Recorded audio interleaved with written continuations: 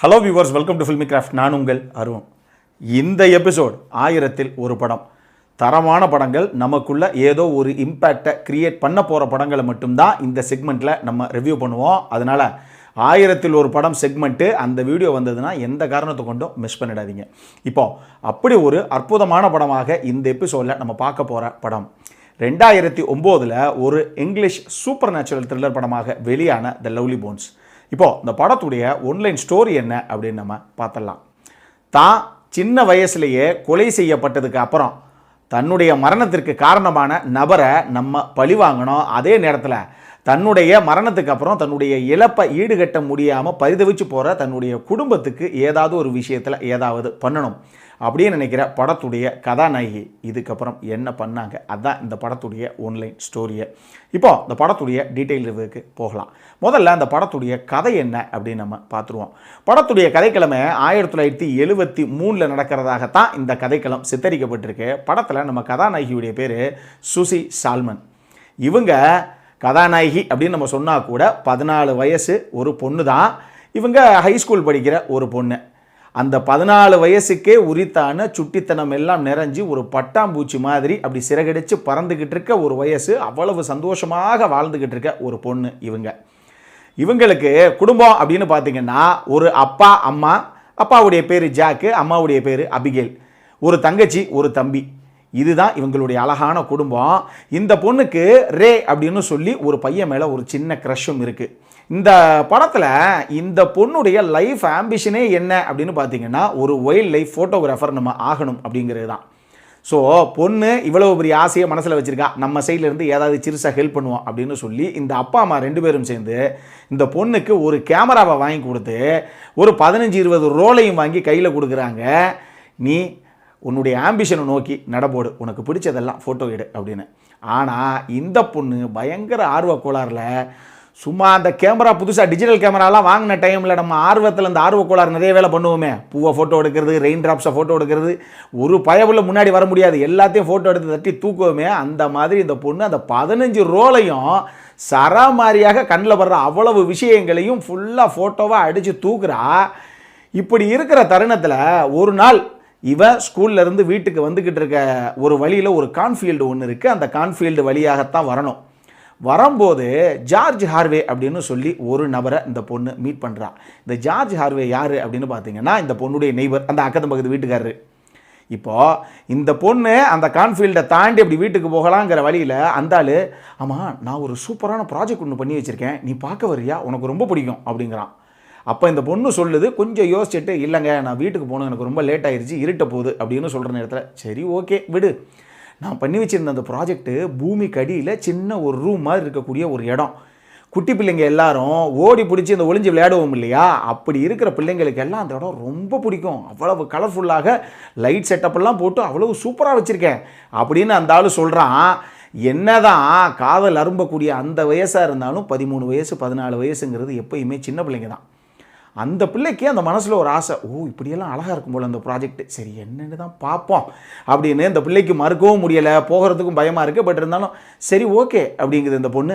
2 நிமிஷம் தான், நீ வா நான் உனக்கு காமிக்கிறேன் அப்படின்னு சொல்லி பூமிக்கு கீழே இருக்கக்கூடிய ஒரு இடம், அந்த சோளக்காட்டை தாண்டி ஒரு பொட்டல் காடு மாதிரி இருக்குது. இதில் இப்படி ஒரு இடம் இருக்கிறதே யாருக்கும் தெரியாது. அந்த மாதிரி பூமிக்கு கீழே ஒரே ஒரு சின்ன ரூமு.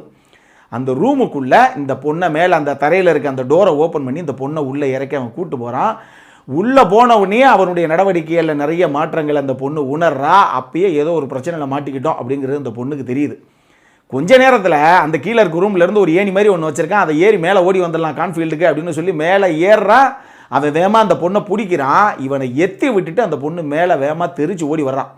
வந்து நேராக வீட்டுக்கு வந்து பார்த்தா ஸ்கூலுக்கு போன பிள்ளை இன்னும் வீடு வந்து சேரலை, இருட்டிருச்சுன்னு சொல்லி அந்த தாய் தகப்பை மிகப்பெரிய பதட்டத்தில் இருக்காங்க.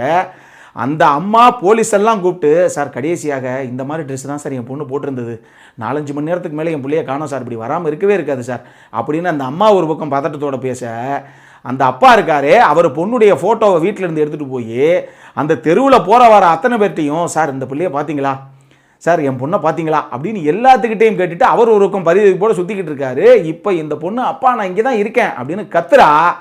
யாரோ நம்மளை கூப்பிடுறாங்க கத்துறாங்க அப்படிங்கிறது அந்த அப்பாவால் உணர முடியுது. ஆனால் திரும்பி பார்த்தா யாரையுமே காணோம்.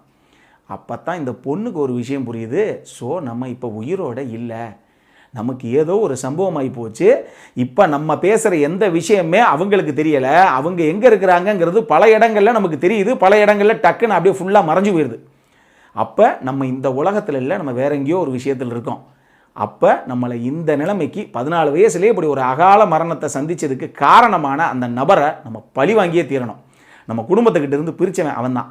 அதே நேரத்தில் நம்ம இல்லாமல் இன்னைக்கு இப்படி புத்தபிரம பிடிச்ச மாதிரி ஆளாளுக்கு ஒரு பக்கம் சுற்றிக்கிட்டு இருக்காங்களே, இந்த குடும்பத்தில் இருக்கவங்க எல்லாத்துக்கும் ஏதாவது ஒரு விஷயத்தில் ஒரு மாற்றத்தை நம்ம கொண்டு வரணும் அப்படின்னு இந்த பொண்ணு நினைக்கிறான். இதுக்கப்புறம் இந்த கதையில் நடந்த சுவாரஸ்யமான சம்பவங்கள் தான் இந்த படத்துடைய மொத்த கதையை. இந்த படத்தை பொறுத்தளவுக்கு எனக்கு ரொம்ப ரொம்ப பிடிச்ச விஷயங்கள் என்ன அப்படின்னா, முதல்ல இது ஒரு வித்தியாசமான கதைக்களம். நான் சொன்ன மாதிரி 14 வயசில் ஒரு பொண்ணு கொலை செய்யப்பட்டதுக்கு அப்புறம் அந்த பொண்ணு ரியல் லைஃப்பில் இருக்க நபர்களோட என்னென்ன விஷயங்கள் எப்படி பண்ணுறா, என்னென்ன விஷயங்களுடைய இன்னும் எதிர்வினையாக அடுத்தடுத்த விஷயங்கள் நடக்குது அப்படிங்கிற மாதிரி ஒரு கதைக்களம், வித்தியாசமான ஒரு கதைக்களம், ரொம்பவே சுவாரஸ்யமான ஒரு கதைக்களம், நமக்குள்ள ஒரு ஒரு மிகப்பெரிய மன நெகிழ்ச்சியை கொண்டு வரக்கூடிய ஒரு கதைக்களம். அது நான் சொல்கிறத விட நீங்கள் படம் பார்க்கும்போது தான் உங்களுக்கு தெரியும். பர்ஃபார்மன்ஸை பொறுத்தளவுக்கு இந்த படத்தில் எல்லாரும் டாப் நாச்சான ஒரு பர்ஃபார்மன்ஸை கொடுத்துருப்பாங்க அப்படின்னே சொல்லலாம். குறிப்பாக நீங்கள் 4 பேரை சொல்லி ஆகணும். மார்க் வால்பர்க் அவர் தான் அப்பாவாக பண்ணியிருப்பார் அந்த ஜாக்குங்கிற கதாபாத்திரத்தை. ரேச்சல் விட்ஸ் தான் வந்து அந்த அம்மாவோட அந்த அபிகேலுங்கிற கதாபாத்திரத்தை பண்ணியிருப்பாங்க. 2 பேருமே நீட்டான ஒரு பர்ஃபார்மன்ஸு. 2 பேர்கிட்டையும் இருந்து அந்த அந்த உணர்ச்சி பூர்வமான மகளுக்கு ஏதோ ஒன்று ஆகி போச்சுங்கிற அந்த பரிதைப்பு அந்த பர்ஃபார்மன்ஸில் தெரியும். சூப்பராக பண்ணியிருப்பாங்க. பட் இருந்தாலும் இவங்க 2 பேர் தான் அவுட் பர்ஃபார்ம் பண்ண 2 பேர் இருக்காங்க அந்த படத்தில். ஒன்று ரோனன், அவங்க தான் இந்த 14 வயசு பொண்ணாக அவ்வளவு க்யூட்டான ஒரு ஆக்ட்ரஸு. அவங்க அவ்வளவு அழகாக இருக்கிறதன் காரணமாகவே இந்த படம் நீங்கள் பார்க்கும்போதே ஒரு பெரிய கனெக்ட் நமக்கு இருக்கும். அவங்க சந்தோஷமாக இருந்தால் நமக்கு ஒரு பெரிய சந்தோஷம், நமக்கு ஒரு புன்முறுவல் நம்மள அறியாமல் வரும். அவங்க கதறி அழுகிற ஒரு காட்சி, இவ்வளவு தூரம் பக்கத்தில் அம்மா இருந்து அப்பா இருந்து நம்மளால் தொட முடியலையேங்கிற அந்த பரிதவி போகும்போது நம்மள அறியாமல் அப்படி கண் கலங்கிறதுக்கு வாய்ப்பு இருக்குது. அப்படி ஒரு பர்ஃபார்மன்ஸு, அவ்வளோ ஒரு உயிரோட்டமான எக்ஸ்பிரஷன்ஸ் இந்த படத்தில் அவங்கக்கிட்ட இருந்து.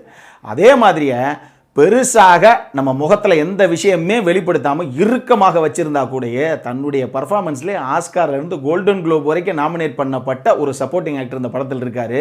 ஜார்ஜ் ஹார்வேங்கிற அந்த கதாபாத்திரத்தை ஏற்று நடித்த ஸ்டான்லி துசியுடைய பர்ஃபார்மன்ஸு சரியான ஒரு நடிகர். அவர்கிட்டையும் அட்டகாசமான ஒரு பர்ஃபார்மன்ஸு. அந்த ஆளை பார்க்கும்போதே கத்தி எடுத்து நம்மளே சொருகில்லாமாங்கிற ஒரு கோவம் வரும். இத்தனைக்கும் ஒரு கொடூரமான காட்சிகள் எதையுமே அந்த படத்தில் ஒரு பண்ணதாக கதையில் சித்தரிச்சிருக்க மாட்டாங்க, அது விஷுவலாக காட்டியிருக்கவே மாட்டாங்க பெருசாக. ஆனாலும் அதுதான் ஒரு நடிகன், எதையுமே பண்ணாமல் ஆனால் அவன் மேலே அவ்வளவு கோவம் நமக்கு வருது அப்படின்னா பர்ஃபார்மன்ஸில் அந்தளவுக்கு வச்சு வெளுத்துருப்பாப்பில் நம்மால். இதை தாண்டி இந்த படத்தில் நீங்கள் சொல்ல வேண்டிய விஷயம் 3 இருக்குது. 1 ஆண்ட்ரூவுடைய சினிமோட்டோகிராஃபி, 2வது பிரையனுடைய மியூசிக்கு.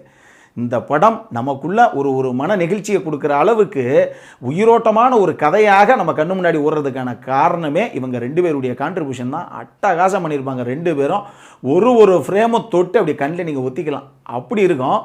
மியூசிக்கும் மனசை நெகிழ வைக்கக்கூடிய அற்புதமான ஒரு இசை. எங்கே தேவையோ அங்கே மட்டும்தான் வாசிச்சிருப்பாங்க, ஆனால் அந்த இடத்த அப்படியே உட்கார வச்சுருப்பாங்க நம்ம மனசில். இதை தாண்டி அந்த 3வது விஷயம் இருக்கு இல்லையா, விஎஃப்எக்ஸ். இந்த படத்துடைய விஎஃப்எக்ஸ், ஒரு விஎஃப்எக்ஸுங்கிறத எப்படி யூஸ் பண்ணணும் அப்படிங்கிறத ப்ராப்பராக தெரிஞ்சுக்கணும்னா இந்த படம் நீங்கள் பாருங்கள்.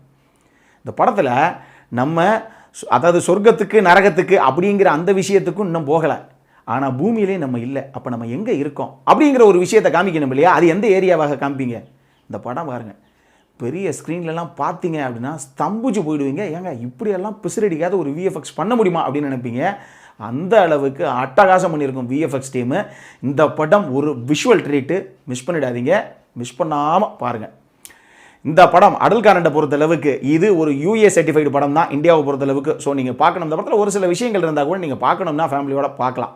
அந்தளவுக்கு பெருசாக அடல்காரண்டெலாம் எதுவும் கிடையாது. இந்த படத்திற்கு ஃபில்மிகிராஃப்ட் கொடுக்கக்கூடிய ரேட்டிங் 7.5 அவுட் ஆஃப் 10.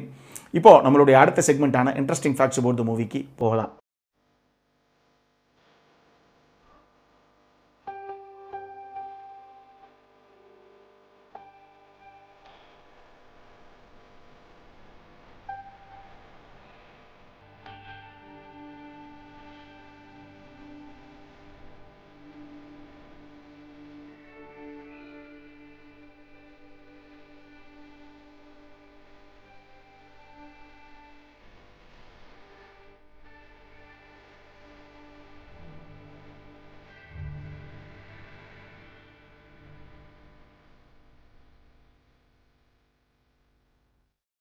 இந்த வீடியோ பிடிச்சிருந்ததுன்னா லைக் பண்ணுங்கள், ரொம்ப பிடிச்சிருந்ததுன்னா உங்கள் ஃப்ரெண்ட்ஸ் எல்லாத்துக்கும் ஷேர் பண்ணுங்கள்.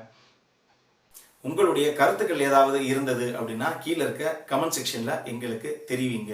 வீடியோவை க்ளோஸ் பண்றதுக்கு முன்னாடி சப்ஸ்கிரைப் பண்ணுங்க. சப்ஸ்கிரைப் பண்ணும்போது பக்கத்தில் இருக்க நோட்டிஃபிகேஷன் பெல் ஐக்கானையும் கிளிக் பண்ணுங்க. அப்பதான் எங்களுடைய வீடியோஸ் எல்லாம் உங்களை ஆன் டைம் வந்து சேரும். இதே மாதிரி இன்னொரு வீடியோவோட அடுத்த முறை உங்களை சந்திக்கிற வரைக்கும் it is Arun signing off. By.